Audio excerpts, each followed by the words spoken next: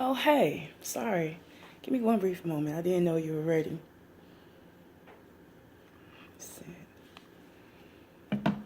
Hi, everybody. My apologies for that. Just needed to send a quick text message response. So let me ask you a question. Now, in that brief moment while I was preoccupied with responding to a text message, what would you think if I told you that brief 5-10 seconds could be a matter of life and death if I was behind the wheel of a car while doing it? Which is why I'm here today. I want to discuss with you some of the consequences of texting while driving, as well as some of the reasons why people feel that it's okay to text while driving, or why they're so confident that they can do it safely. So even though it is dangerous, why do we really still text and drive? Good question.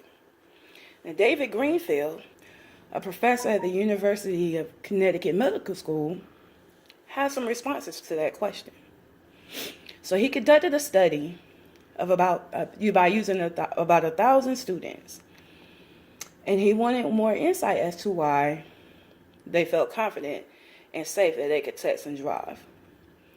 So out of the 77% of the young adults felt that they were confident that they could drive safely while texting, and 55% also claimed that it was easy to do. But why do they feel so confident, you might ask? Well, according to his study, he also found that 48% of those drivers stated that they felt like they could do it because their parents do it, or they were always in a car with someone else that was texting while driving, and they came out okay.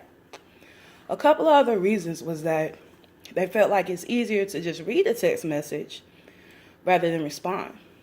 And then also, too, if I hold the phone in the visibility line of sight close to the windshield, it's safer.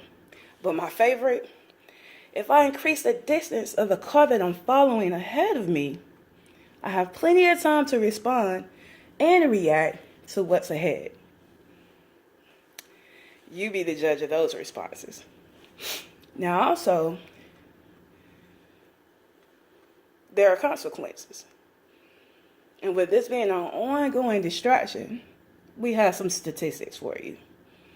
So, according to the National Safety Council and also a Harvard Center for Risk Analysis Center, we came up with some stats that might be a little bit of an eye-opener for you, so you can see that it's not so safe. So texting while driving can cause, or has caused, I should say, 1.6 million accidents per year.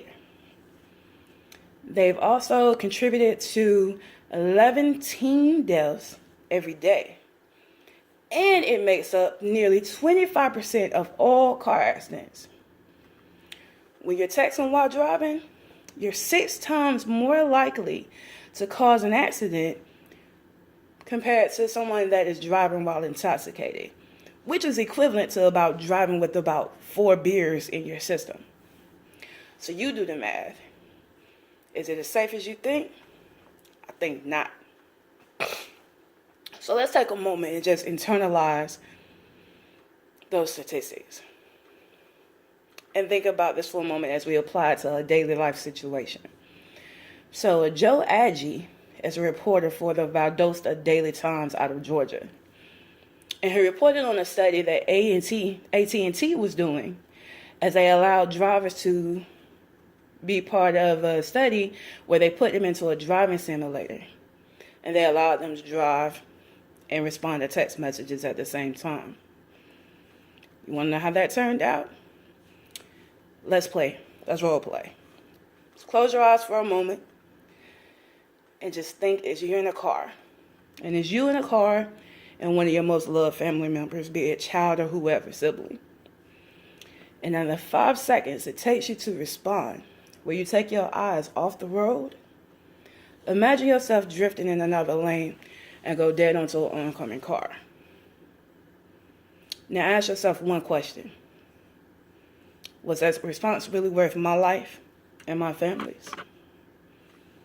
You do the math. So in conclusion, I briefly talked about some of the consequences that comes with texting and driving, even though you might feel that you're a pro at it. So as you're driving down the road and you feel like you want to respond, just ask yourself this one question. Is it worth my life? Thank you again for listening. Talk to you soon.